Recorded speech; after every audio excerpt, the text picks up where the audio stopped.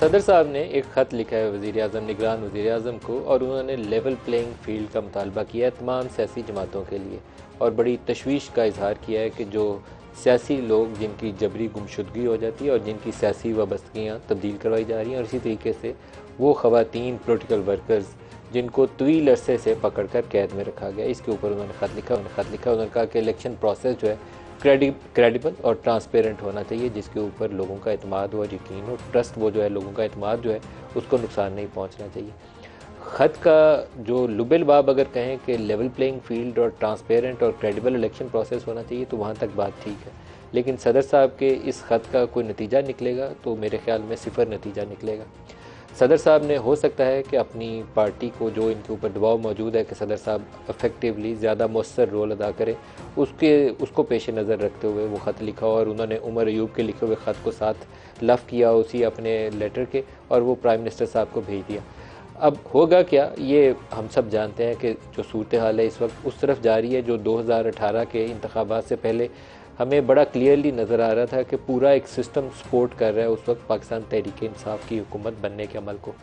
जो इलेक्शन से पहले का एक प्री पोल रिगिंग का प्रोसेस होता है उसमें ये होता है कि इलेक्टेबल्स की सियासी वाबस्तियाँ तब्दील कराई जाती हैं और जो लगता है कि PTI अगर उस वक्त फेवरेट थी या लाडली जमात थी या इमरान खान लाडले थे तो इनके मद्दे मुकाबल जो दूसरी जमात के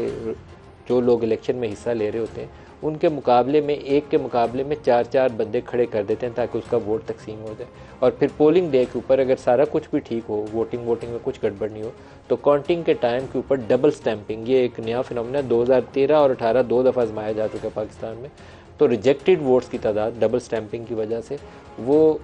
जो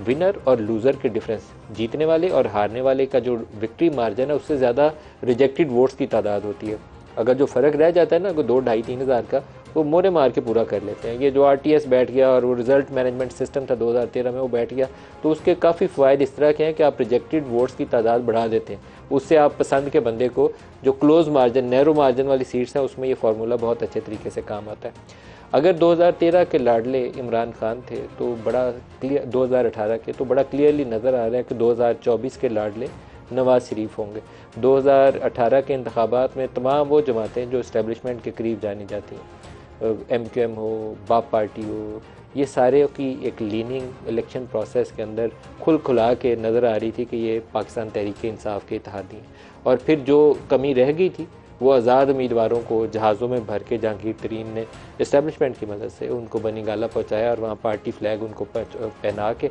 उनको PTI हुकूमत का इत्तेहादी या उसका हिस्सेदार बना दिया। वही अब सारी फेवर्स जो हैं वो नवाज़ शरीफ को मिलेंगे। क्या ये प्रोसेस दुरुस्त है? As a matter of principle ये प्रोसेस गलत है। मकाफात अमल तो हम इसको कह सकते हैं कि हुआ इमरान खान के साथ, लेकिन 2018 के इंतखाबात ने आज हमें इस हाल तक पहुँचाया है कि हम इकॉनमी जो है ज़मीन तक गिर चुकी है, बुरे हालात में है इकॉनमी। जो पाकिस्तान में 9 मई के वाक़यात हुए ये रिज़ल्ट है, फॉल आउट है उस तमाम प्रोसेस का कि आपने इंजीनियर किया है पूरे पॉलिटिकल प्रोसेस को। तो ये इंजीनियरिंग जो थी, पॉलिटिकल इंजीनियरिंग, उसने पाकिस्तान के अंदर पोलराइजेशन भी पैदा की, इस माशरे के अंदर इदारों के अंदर टकराव वाली कैफियत पैदा की। और आज सूरत हाल यह है कि इमरान खान जेल में है और नवाज़ शरीफ जिसको जेल की सज़ा दिलवाई गई थी वो मतवक्को अगले वज़ीर आज़म के तौर पर ख़ुद को पोजीशन करके बैठे हुए हैं। अब क्या होगा आइंदा इंतखाबात में भी अगर इस अमल को दोहराया जाता है तो क्या नतीजा मुख्तलिफ होगा? मेरा नहीं ख्याल है नतीजा मुख्तलिफ होगा। 1-2 साल का वो जो एक होता है ना हनीमून पीरियड, वो गुजरता है तो फिर पता चलता है कि आप कितने बड़े मसाइल में घिसे हुए हैं।